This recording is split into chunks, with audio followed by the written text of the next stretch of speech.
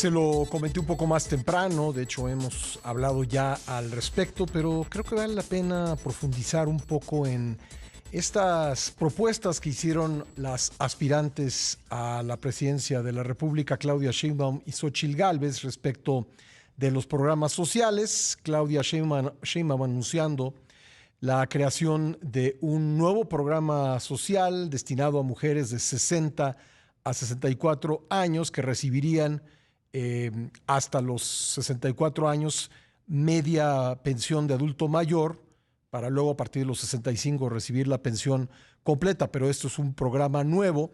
Y luego Xóchitl Gálvez proponiendo que la pensión de adulto mayor se pague a partir de los 60 años. Vamos a platicar al respecto con el doctor Héctor Villarreal, profesor investigador de la Escuela de Gobierno y Transformación Pública del TEC de Monterrey, fundador y exdirector del Centro de Investigación Económica y Presupuestaria. ¿Qué tal, Héctor? Me da gusto saludarte. El gusto es mío, Pascal. Muchas gracias. Pues como un conocedor a profundidad de las finanzas públicas, te preguntaría, ¿aguantan las finanzas públicas la ampliación de los programas sociales, particularmente estas propuestas a las que me he referido? En mi opinión, no, Pascal. Mira, yo creo que incluso a mí me está llamando la atención estas propuestas. De alguna manera era de esperarse. Estuvimos haciendo números durante el fin de semana muy rápido.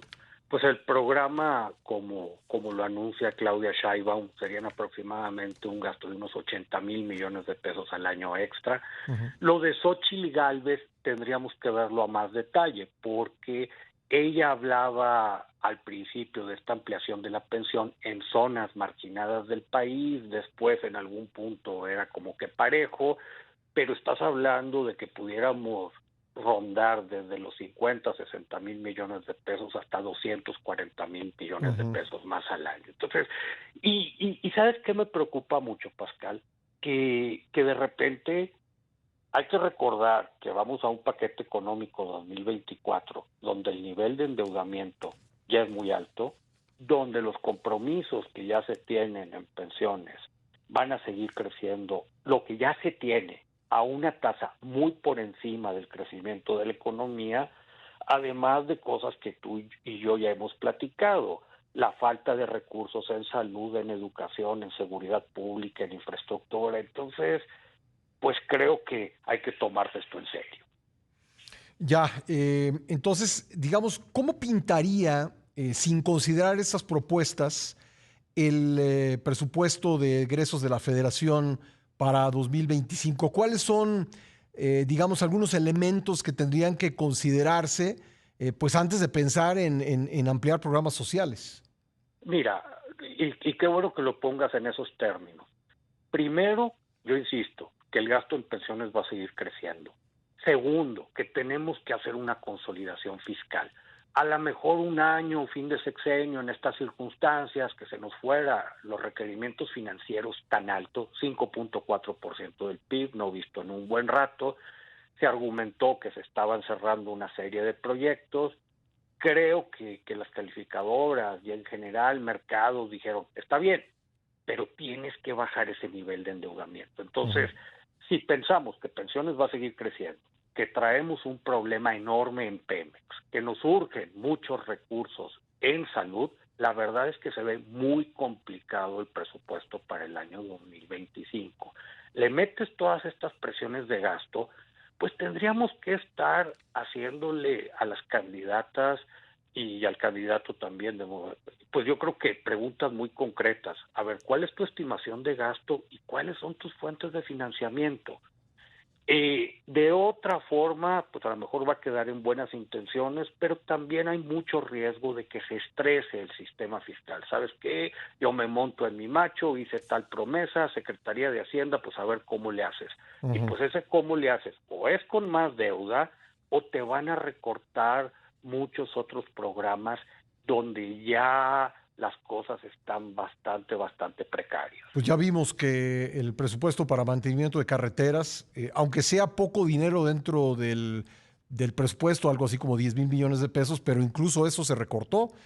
Quiere decir, Héctor, que o hay, digamos, muchas necesidades en este último año de gobierno o de plano, pues las finanzas públicas ya no están dando.